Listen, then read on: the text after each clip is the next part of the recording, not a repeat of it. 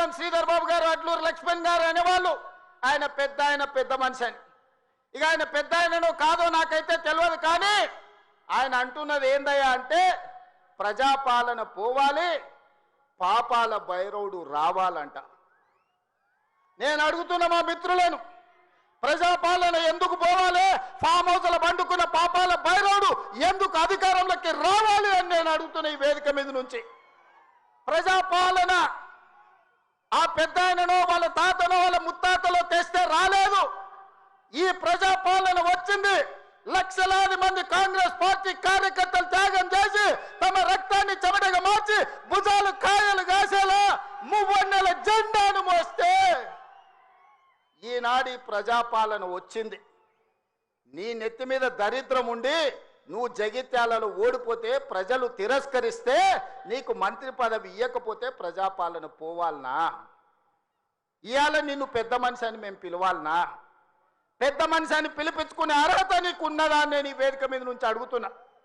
నేను అడుగుతున్నా, ఇవాళ పెద్ద మనిషిని ప్రజాపాలన ఎందుకు పోవాలి, పాపాల భైరవుడు అధికారులు ఎందుకు రావాలో నువ్వు జవాబు చెప్పాలి.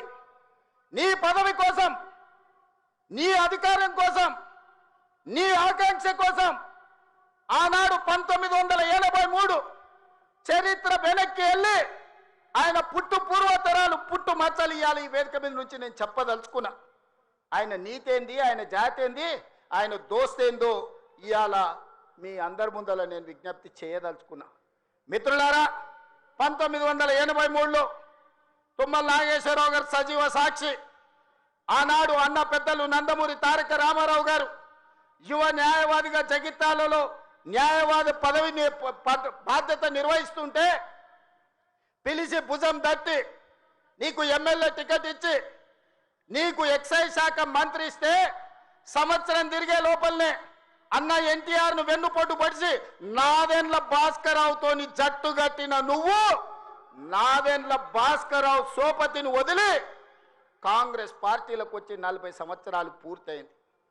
నేను అడుగుతున్నా పెద్ద మనిషిని, ఈ 40 ఏళ్ళు జగిత్యాల నియోజకవర్గమే కాదు కరీంనగర్ జిల్లాలో ప్రతి కాంగ్రెస్ పార్టీ కార్యకర్త 14 ఎన్నికల్లో 11 సార్లు ఎమ్మెల్యే, 3 సార్లు ఎంపీ, 1 సారి ఎమ్మెల్సీ, 14-15 సార్లు బీఫామ్ ఇస్తే దుఃఖాన్ని దిగముంగుకొని ఎన్టీఆర్ను వెన్నుపోటు పడిచిన నిన్ను, నాదెండ్ల భాస్కరరావు అనుచరుడైన నిన్ను ఎమ్మెల్యేగా, ఎంపీగా, ఎమ్మెల్సీగా ఏ ఎన్నికల్లో పోటీ చేసినా వేలాది మంది కాంగ్రెస్ పార్టీ కార్యకర్తలు నిన్ను భుజాల మీద మోసిన మాట నిజం కాదా?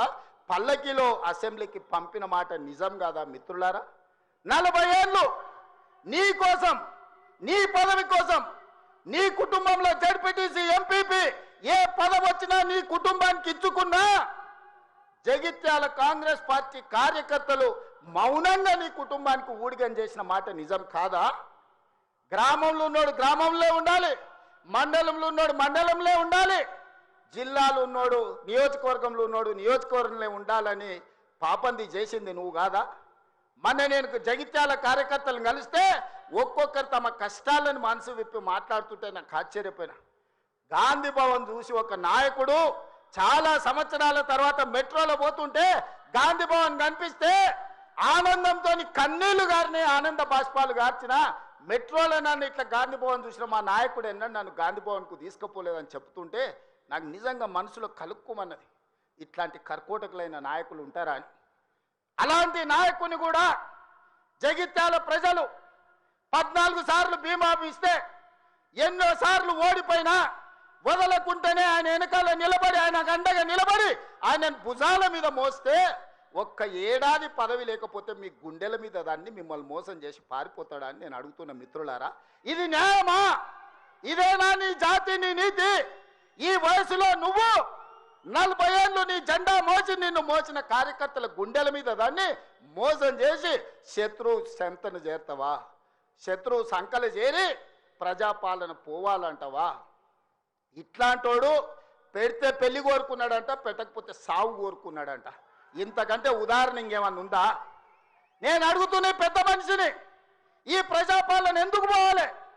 10,000 కోట్ల రూపాయల ఆడబిడ్డలకు మహాలక్ష్మి పథకం ద్వారా ఆర్టీసీలో ఉచితంగా అమ్మవారిని దర్శించుకోవాలన్నా, అమ్మగారి ఇంటికి పోవాలన్నా మా అక్కలందరినీ ఆర్టీసీలో ఉచితంగా ప్రయాణం ఇచ్చినందుకు ప్రజాపాలన పోవాలనా?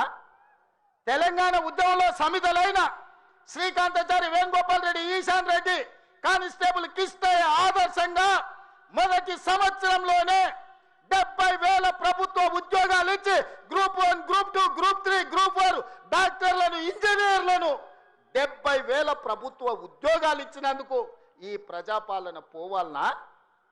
ఆనాడు ఒరేస్తే ఉరేసుకున్నట్టే అని మాట్లాడిన నువ్వు నీ ఫామ్ హౌస్ల 150 ఎకరాలలో ఒరేసుకొని 4,200 రూపాయల క్వింటాలు అమ్ముకొని నువ్వుంటే, రైతులు ఆత్మహత్యలు చేసుకుంటుంటే 8,000 కొనుగోలు కేంద్రాలను తెరిచి ఉత్తమ్ కుమార్ రెడ్డి గారు 2,58,00,000 మెట్రిక్ టన్నులు ప్రతి సంవత్సరం ఒడ్లు కొన్నందుకు ప్రజాపాలన పోవాలనా?